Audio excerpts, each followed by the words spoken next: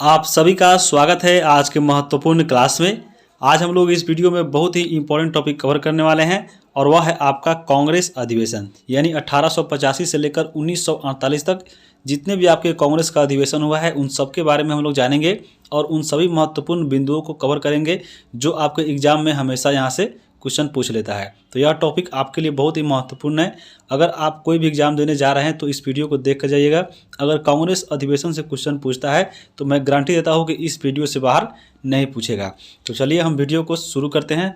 बात करें अगर सबसे पहले भारतीय राष्ट्रीय कांग्रेस की, तो यहाँ पे राष्ट्रीय कांग्रेस, यहाँ पे जो आप कांग्रेस देख रहे हैं ये कांग्रेस का मतलब क्या होता है? तो यह जो आपका कांग्रेस शब्द है यह आपको लिया गया है उत्तर अमेरिका से और इसका अर्थ होता है लोगों का समूह, यानी एक जगह लोगों को समूह बैठकर इस पे विचार विमर्श किया जाता था। यही आपका भारतीय राष्ट्रीय कांग्रेस था।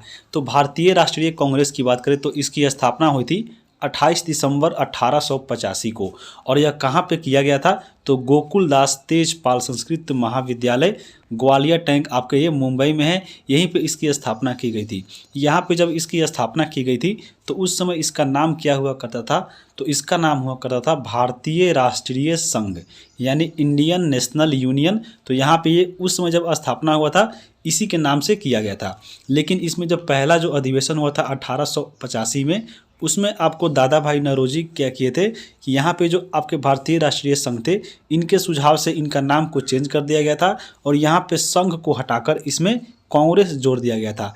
तब से आपका यह इंडियन नेशनल यूनियन जो आपका भारतीय राष्ट्रीय कांग्रेस यानी इंडियन नेशनल कांग्रेस बन गया। तो याद रखिएगा दादा भाई नौरोजी के सुझाव पर हुआ था 1885 के पहला अधिवेशन में।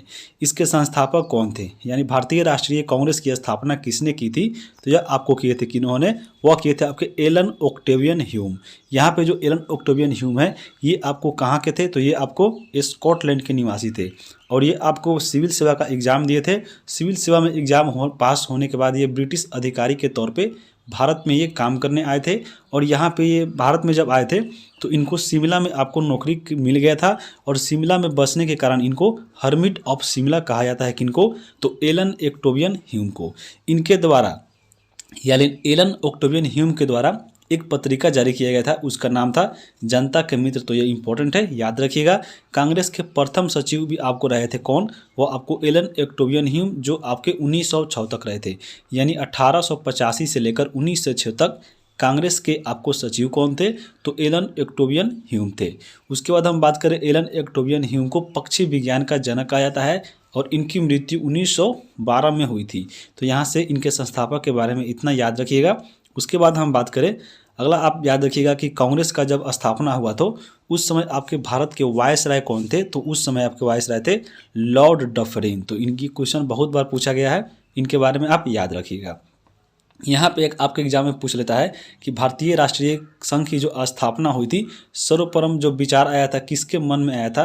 तो यह आपके लॉर्ड डफरिन के दिमाग में आया था कि सबसे पहले कि भारतीय राष्ट्रीय कांग्रेस की स्थापना की जाए। तो यहाँ पे याद रखिएगा कि भारतीय राष्ट्रीय कांग्रेस लॉर्ड डफरिन के दिमाग की उपज थी। ये भी एग्जाम में पूछा गया है। अब हम देखेंगे यहाँ पे जितने भी अधिवेशन हुए हैं उन सब के बारे में एक एक करके डिटेल से। तो यहाँ पे सबसे पहले आप फिगर देख सकते हैं कि यहाँ पे जो फिगर है देख लीजिए, यह आपका भारत का नक्शा है। यहाँ पे आपको अनेकों जगह पर मनाया गया है भारतीय राष्ट्रीय कांग्रेस की अधिवेशन, लेकिन यहाँ पे इसमें आपको याद करना है क्या कि यहाँ पे देख लीजिए सबसे पहले कलकत्ता की अगर बात करें तो कलकत्ता में आपको टोटल 10 अधिवेशन हुए जो आपका सबसे अधिक बार हुआ। यह भी एग्जाम में पूछा गया था कि कांग्रेस का अधिवेशन भारत के किस स्थान पे सबसे ज़्यादा हुआ है? तो वह आपके कोलकाता पे कितना बार? तो 10 बार हुआ है। उसके बाद हम बात करें यहाँ पे अभी वर्तमान में अगर भारत क्षेत्र की बात की जाए तो भारत से बाहर कौन सा स्थान है जहाँ पे कांग्रेस का अधिवेशन हुआ था? तो आपको लाहौर में और यहाँ पे कराची, ये पाकिस्तान में पड़ता है। उस समय आपको भारत में ही था लेकिन वर्तमान में या पाकिस्तान में है। तो लाहौर और कराची इन दो जगहों पर भारत से बाहर आपको आईएनसी की अधिवेशन हुई थी। यहाँ पे पूछ लेता है कि आपको पूर्वोत्तर राज्यों में कौन ऐसा स्थान है जहाँ पे भारतीय राष्ट्रीय कांग्रेस की अधिवेशन हुआ था? तो आपके असम के गुवाहाटी में हुआ था। एक और पूछ लेता है कि आपके कौन सा केंद्र शासित प्रदेश है जहाँ पे हुआ था? तो वह आपके दिल्ली में हुआ था और दिल्ली में भी आप देख सकते हैं कब कब हुआ था। तो यहाँ पे ऐसे ऐसे पॉइंट हम बहुत आपको बताएंगे वीडियो के लास्ट में। सबसे पहले हम चलते हैं यहाँ पे कांग्रेस अधिवेशन के बारे में। एक एक करके इन सबके जो महत्वपूर्ण पॉइंट है उन सबको पहले देखने। तो सबसे पहले हम बात करेंगे पहला अधिवेशन। पहला अधिवेशन जो हुआ था 1885 में हुआ था, वो आपका बम्बई में हुआ था। उसके आपको अध्यक्ष थे व्योमेश चंद्र बनर्जी। और यहाँ पे जो व्योमेश चंद्र बनर्जी थे, इनके समय में घटना जो महत्वपूर्ण घटा, यहाँ पे याद रखिएगा कि पहले जो अधिवेशन हुआ था उसमें 72 प्रतिनिधियों ने भाग लिया था। और यहाँ पे इसका जो आयोजन हुआ था वो आपका गोकुल दास तेजपाल महाविद्यालय मुंबई में हुआ था। उसके बाद आप याद रखिएगा कि यहाँ पे दादा भाई नौरोजी के सुझाव पर जो आपको भारतीय राष्ट्रीय संघ था, यहाँ पे कांग्रेस जोड़ दिया गया था और वह INC हो गया था। तो याद रखिएगा दादा भाई नौरोजी के सुझाव पर ही किया गया था। उसके बाद चलते हैं आगे। अगला यहाँ पे हम देखेंगे दूसरा कांग्रेस का अधिवेशन, यानी 1886 का जो कलकत्ता अधिवेशन था, उसकी अध्यक्षता कर रहे थे दादा भाई नौरोजी। और यह आपके दादा भाई नौरोजी थे और के प्रथम पारसी अध्यक्ष थे। और इनके समय में याद रखिएगा कि लॉर्ड डॉफ्रिन के द्वारा जितने भी कांग्रेस के सदस्य थे उनको एक पार्टी दिया गया था जिनको बुलाया जाता है गार्डन पार्टी। तो गार्डन पार्टी आपको याद रखिएगा द्वितीय आपको 1886 का कलकत्ता अधिवेशन में था। आगे चलते हैं हम लोग। अगला यहाँ पे देखेंगे 1887 का मद्रास अधिवेशन। और यह आपका इसमें अध्यक्षता कर रहे थे बदरुद्दीन तैयब जी। और यहाँ पे महत्वपूर्ण ये आपको घटना याद रखिएगा कि यहाँ पे जो बदरुद्दीन तैयब जी आपके जो अध्यक्ष बने थे कांग्रेस के, ये प्रथम मुस्लिम अध्यक्ष थे। तो ये भी आपको याद रखिएगा। उसके बाद हम बात करें यहाँ पे इस अधिवेशन में क्या हुआ था, तो यहाँ पे याद रखिएगा कि कांग्रेसी बलों का नारा किस अधिवेशन में दिया गया था। तो कांग्रेस के तीसरा अधिवेशन में दिया गया था और आपको मद्रास में हुआ था, ये आपको याद रखिएगा। और बदरुद्दीन तैयब जी इसके अध्यक्ष थे। यहाँ पे आगे चलते हैं। आगे हम देखेंगे 1888 का इलाहाबाद अधिवेशन। और यहाँ पे जॉर्ज यूल को बनाया गया था कांग्रेस के आपको अध्यक्ष। और यहाँ पे पहली बार इसमें क्या हुआ था कि लाला लाजपत राय अधिवेशन में शामिल हुए थे। और अधिवेशन हेतु, यानी यह जो आपका अधिवेशन हुआ था 1888 वाला, इसमें आपको जगह नहीं मिल रहा था इलाहाबाद में। तो इसके लिए दरभंगा के जो उस समय के राजा थे, उन्होंने यहाँ पे एक जगह खरीद के दी थी जिसका नाम था काउंसिल। यहाँ पे राजा ने एक काउंसिल खरीद कर दी और वहाँ पे भी इलाहाबाद में 1888 में अधिवेशन कांग्रेस का मनाया गया। चलते हैं आगे। आगे हम देखेंगे यहाँ पे 1889 का बम्बई अधिवेशन। और यहाँ पे अध्यक्ष बने थे विलियम बेडरबन। और यहाँ पे इस अधिवेशन में किया हुआ था, तो पहली बार महिलाओं ने भाग लिया था और 21 वर्षीय मताधिकार आपको पारित हो गया था। तो ये भी आप याद रखिएगा 1889 का बम्बई अधिवेशन। यहाँ पे आपको एक और चीज़ बता दे कि पूछ लेता है कि कितना नंबर का अधिवेशन था, यानी कौवा अधिवेशन था। जैसे हम बात करें यहाँ पे 1889 का, इसको बताना है कि आपको कितना नंबर का अधिवेशन था। तो इसमें कोई रटना भारी बात नहीं है, आपको इसमें थोड़ा सा दिमाग लगाइएगा, याद रहेगा। अगर हम बात करें पहला अधिवेशन यानी शुरू हुआ था आपको 1885 से, यानी 1885 में भी हुआ था। और यह 1889 पूछ ले कि कितना वर्ष का था, तो यहाँ पे 85 वर्ष तो एक ही गनाएगा ही। फिर आपको एक बार यहाँ 85 से 89 के बीच में 4, तो ये आपका 5वां अधिवेशन था। इस तरह आप याद रखिएगा, इसमें कोई रटने वाला बात नहीं है। तो यहाँ पे याद रखिएगा कि यह 50 कितना अधिवेशन था, ये आपका 5वां अधिवेशन था बम्बई वाला। और यहाँ पे पहली बार इसमें महिलाओं ने भाग लिया था और 21 वर्षीय मताधिकार को पारित किया गया था। चलते हैं आगे। आगे हम देखेंगे यहाँ पे 1893 का अधिवेशन। और यहाँ पे 1893 का अधिवेशन था, वह हुआ था लाहौर में। और इसकी अध्यक्षता कर रहे थे दादा भाई नौरोजी। इसमें क्या हुआ था, तो सिविल सेवा परीक्षा को भारत में करवाने की मांग की गई थी। तो ये आपको याद रखना है।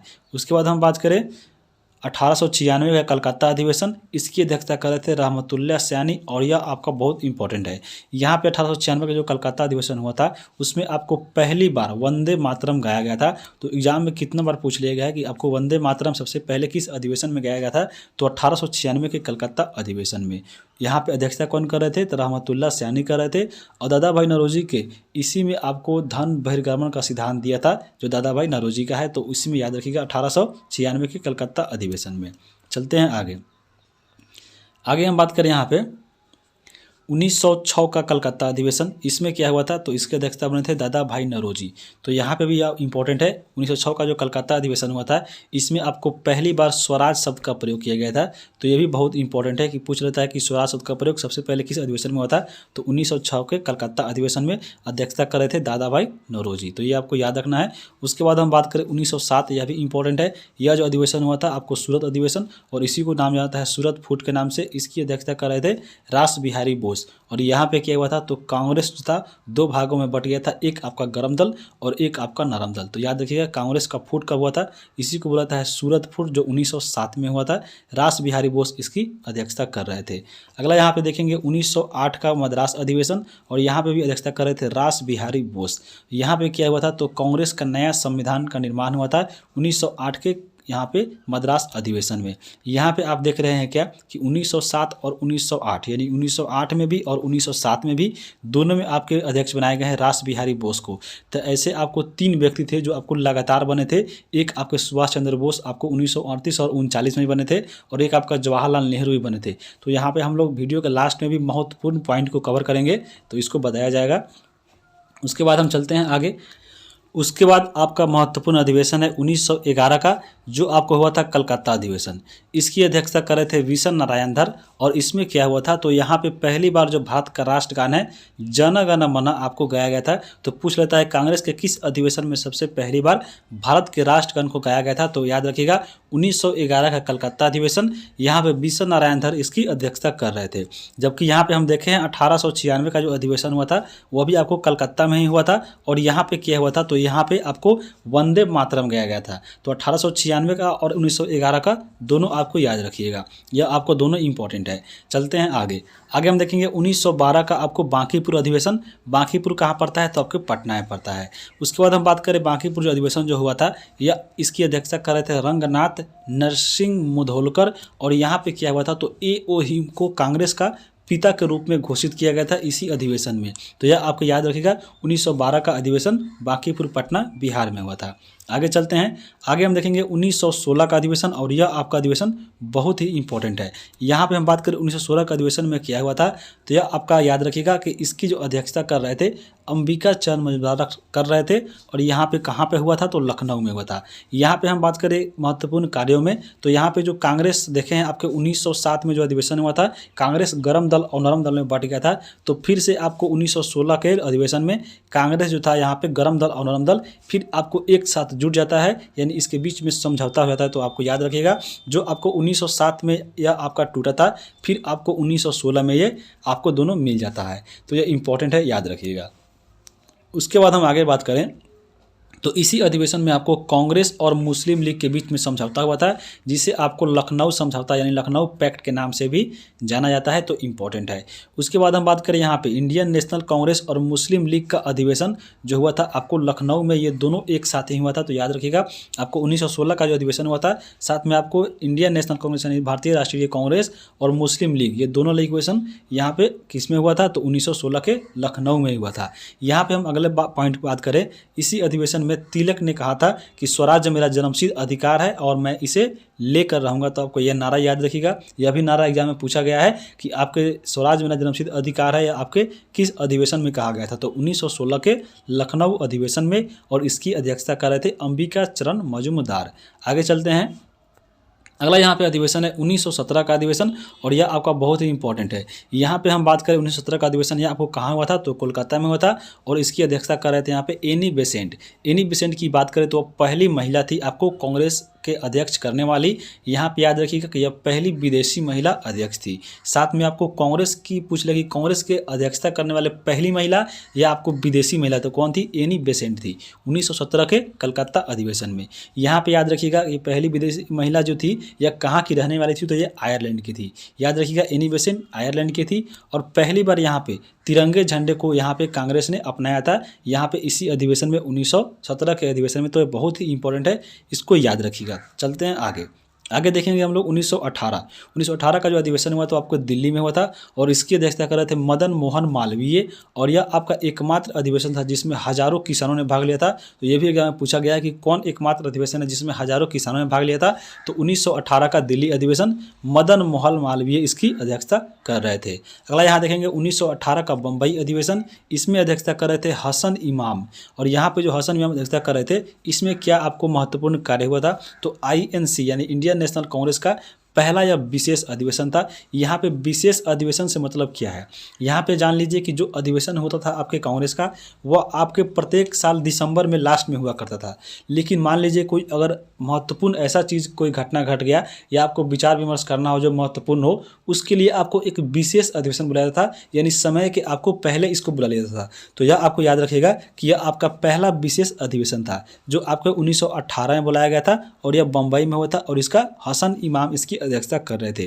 क्योंकि यहाँ पे विशेष अधिवेशन विशेष कार्यों के लिए बुलाया जाता था, तो याद रखिएगा रॉलेट एक्ट जो आपको पारित विचार हेतु पारित करने के लिए यहाँ पे 1918 में इस अधिवेशन को बुलाया गया था। चलते हैं आगे देखेंगे हम लोग 1920 का अधिवेशन, और यह आपका 1920 का अधिवेशन कलकत्ता अधिवेशन है और यहाँ पे अध्यक्षता कर रहे थे लाला लाजपत राय। यहाँ पे क्या हुआ था, तो असहयोग आंदोलन को प्रस्ताव जो था वह पारित हो गया था 1920 में ही, और यह 1920 के कलकत्ता अधिवेशन में पारित किया गया था लाला लाजपत राय की अध्यक्षता में। चलते हैं आगे देखेंगे हम लोग 1921 का अहमदाबाद अधिवेशन, और यहाँ पे हम बात करें इसकी अध्यक्षता कर रहे थे हकीम अजमल खान। तो याद रखिएगा 1921 का यहाँ पे महत्वपूर्ण कार्य याद रखिएगा कि यहाँ पे महत्वपूर्ण जो यहाँ पे याद है रखिएगा आपको है, प्रथम कार्यकारी अध्यक्ष बने थे आपको हकीम अजमल खान।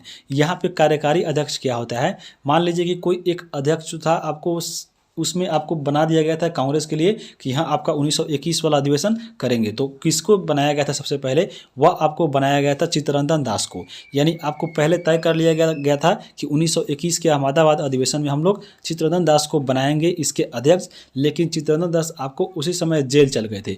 तो चित्तरंजन दास के स्थान पे यहाँ पे एक अध्यक्ष चुना गया और उसी को कहा जाता है कार्यकारी अध्यक्ष। तो यहाँ पे ये प्रथम कार्यकारी अध्यक्ष है, इसलिए यह इंपॉर्टेंट है। और इनका नाम क्या था, तो हकीम अजमल खान। तो ये आपको कार्यकारी अध्यक्ष समझ में आ गया होगा। चलते हैं आगे।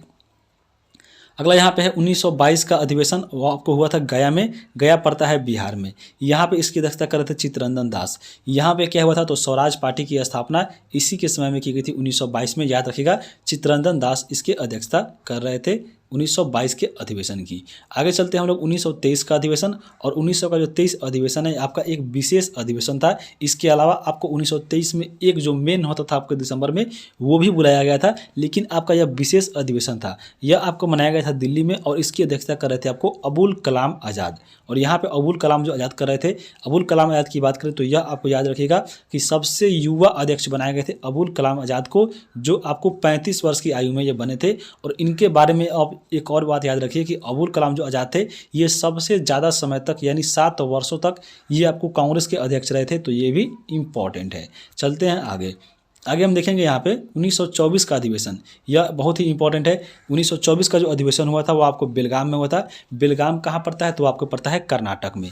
1924 का जो बेलगाम अधिवेशन हुआ था इसकी अध्यक्षता किए थे महात्मा गांधी। और यहाँ पे इस अधिवेशन में आपको याद रखना है कि यह एकमात्र ऐसा अधिवेशन था जिसमें गांधी जी ने अध्यक्षता की थी। तो यह इंपॉर्टेंट है, एकमात्र कांग्रेस का अधिवेशन जिसमें गांधी जी ने अध्यक्षता की थी 1924 का बेलगाम अधिवेशन। चलते हैं आगे यहाँ पे और इम्पोर्टेंट है 1925 का कानपुर अधिवेशन।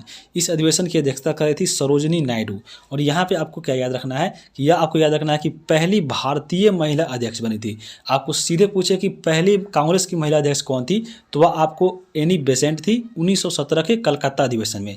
लेकिन यहाँ पे आपको प्रथम भारतीय अगर पूछे तो 1925 का कानपुर अधिवेशन, और वह कौन थी, सरोजिनी नायडू थी। आपको इस अधिवेशन में याद रखना है कि हिंदी को राष्ट्रभाषा के रूप में प्रयोग किया गया था।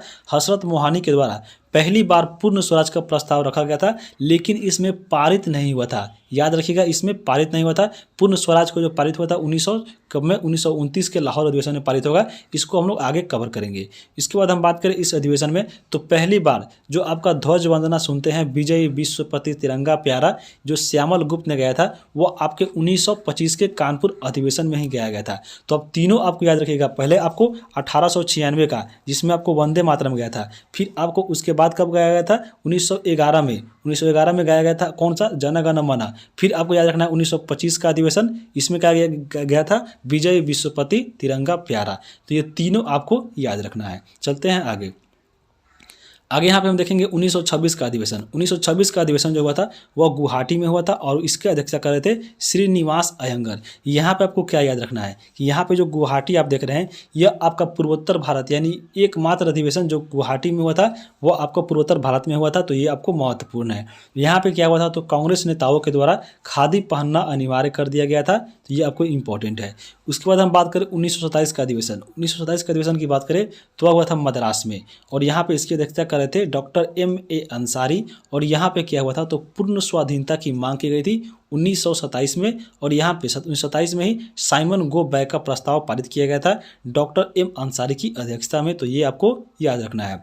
1929 का लाहौर अधिवेशन आपको बहुत ही इंपॉर्टेंट है, तो याद रखिएगा 1929 का लाहौर अधिवेशन की अध्यक्षता कौन कर रहे थे, वह कर रहे थे जवाहरलाल नेहरू।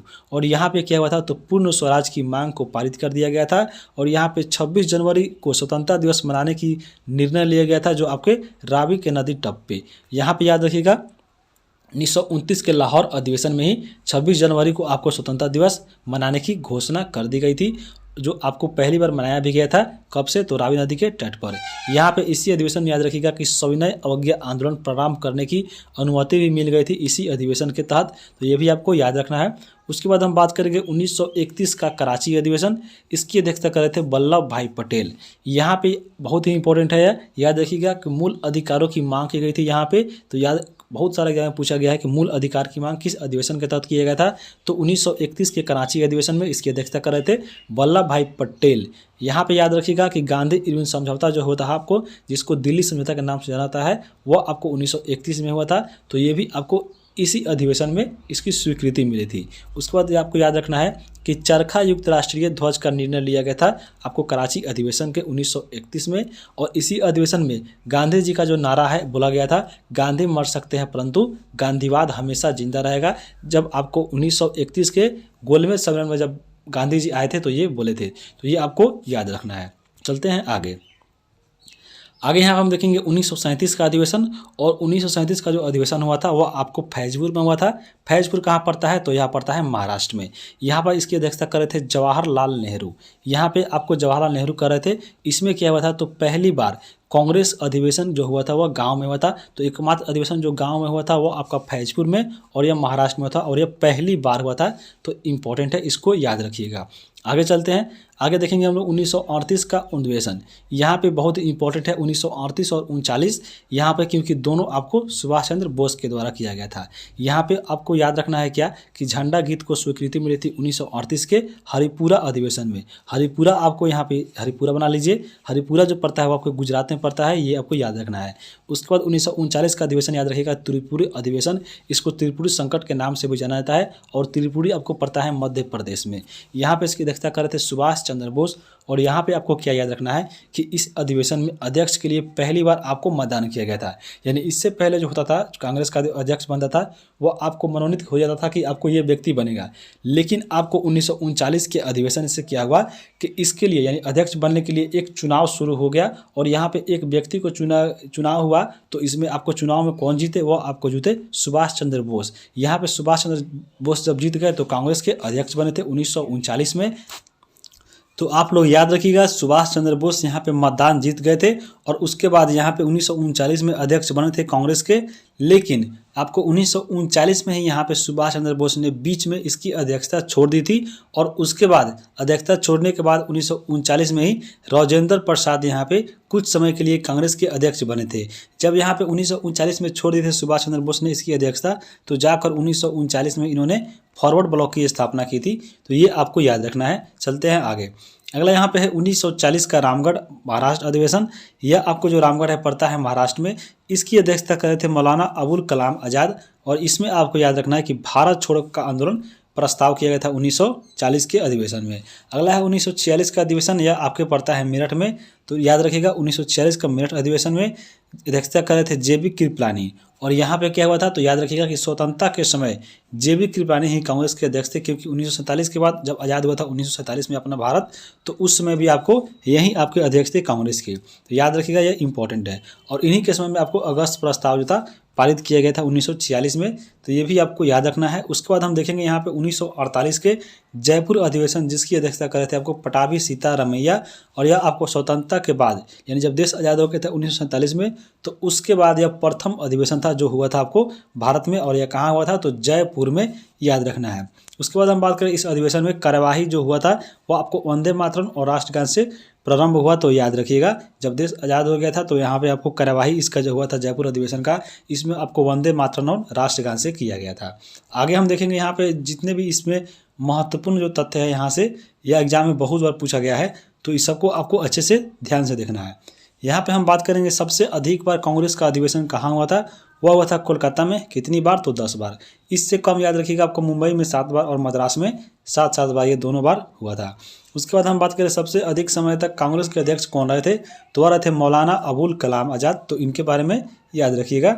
आगे चलेंगे हम लोग। अगला यहाँ पे है एकमात्र केंद्र शासित प्रदेश जहाँ पे कांग्रेस का अधिवेशन हुआ था, वह हुआ था आपको दिल्ली में, और दिल्ली में आपको 3 बार अधिवेशन हुआ था, यह भी आपको याद रखना है। अगला हम देखेंगे एकमात्र पूर्वोत्तर राज्य जहाँ पे कांग्रेस का अधिवेशन हुआ था, तो वह हुआ था असम के गुवाहाटी में, तो ये भी आपको इंपॉर्टेंट है। अगला यहाँ पे हम देखेंगे कि भारतीय राष्ट्रीय कांग्रेस में कौन कौन से अध्यक्ष जो से आपको अंग्रेज थे, इनके बारे में एग्जाम में पूछ लेता है, 4 ऑप्शन देता है और कहता है इनमें से कौन नहीं है। तो आपको यहाँ पे ये 5 व्यक्ति जो थे आपको अंग्रेज थे और जो आपके राष्ट्रीय कांग्रेस के अध्यक्ष बने थे। तो यहाँ पे याद रखिएगा कि पहला आपको जो थे और वह इलाहाबाद अधिवेशन में बने थे, और जॉर्ज जुल की बात की तो आपके प्रथम अंग्रेज थे जो भारतीय राष्ट्रीय कांग्रेस के अध्यक्ष बने थे।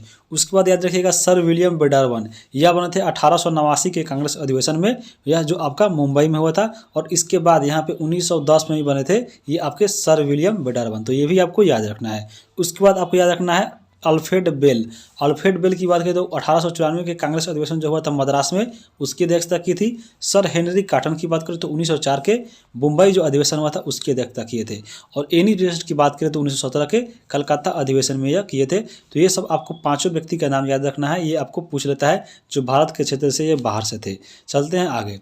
यहाँ देखेंगे हम लोग वर्तमान भारत के भूमि जो क्षेत्र है उसके बाहर कौन कौन से अधिवेशन हुए थे कांग्रेस का, तो याद रखिएगा 2 अधिवेशन हुआ था, एक कराची का और एक लाहौर का।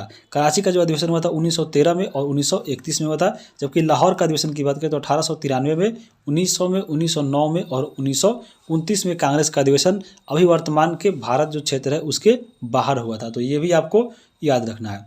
आगे देखेंगे हम लोग यहाँ पे कि लगातार 2 बार कांग्रेस के अध्यक्ष बनने वाले व्यक्ति कौन कौन थे, तो वह 3 व्यक्ति थे, रास बिहारी बोस, जवाहरलाल नेहरू और सुभाष चंद्र बोस। रास बिहारी जो बोस थे आपको 1907 और 1908 में बने थे। जवाहरलाल नेहरू की बात करें तो 1935-36 में बने थे, जबकि सुभाष चंद्र बोस की बात करें तो 1938 और 1939 में बने थे। ये आपको इंपॉर्टेंट है, याद रखना है। उसके बाद हम बात करें यहाँ पे कि भारतीय राष्ट्रीय कांग्रेस की महिला अध्यक्ष कौन कौन बनी थी, तो एनी बेसेंट बनी थी, आपको याद रखना है, और यह 1917 के कलकत्ता अधिवेशन में बनी थी और यह प्रथम महिला अध्यक्ष थी। उसके बाद बनी थी सरोजिनी नायडू 1925 के अधिवेशन में जो कानपुर में हुआ था, और यह आपको प्रथम भारतीय महिला अध्यक्ष थी। उसके बाद आपको बनी थी नलिनी सेनगुप्ता 1933 में जो आपके कलकत्ता अधिवेशन में बनी थी। उसके बाद अगर भारत आज़ाद की बात की जाए तो याद रखिएगा उसके बाद आपको इंदिरा गांधी भी बनी थी, और उसके बाद अभी जो कुछ दिन पहले आई वर्तमान में कौन है, सोनिया गांधी आपके कांग्रेस के अधिवेशन अध्यक्ष है। तो अभी आपके ये वर्तमान या आपको देश आज़ाद के बाद हुआ है, लेकिन ये आपको देश आज़ाद के पहले है, तो कम से कम इतना आप याद रखिएगा। चलते हैं आगे। यहाँ पे हम बात करें कि कांग्रेस के संबंध में कौन कौन सा वक्तव्य है आपको एग्जाम में पूछ लेता है, तो चलिए हम इनको देख लेते हैं।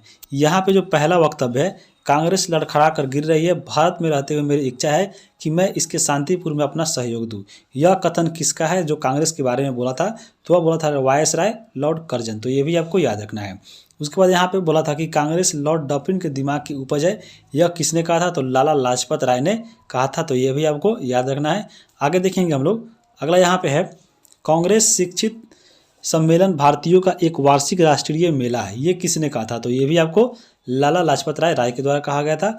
अगला यहाँ पे है कि कांग्रेस के सम्मेलन 3 दिनों का तमाशा है, यह किसने कहा था, तो अश्विनी कुमार दत्त के द्वारा यह कहा गया था। अगला यहाँ पे है यदि 1 वर्ष में एक बार मेढक की तरह टरटराओगे तो कुछ नहीं मिलेगा, यह किसने कहा था, तो बाल गंगाधर तिलक के द्वारा यह कहा गया था। अगला यहाँ पे है कांग्रेस की स्थापना के संबंधी कारकों का पर्दा पड़ा है, यह किसने कहा था, तो पटाभी सीतारमैया के द्वारा कहा गया था।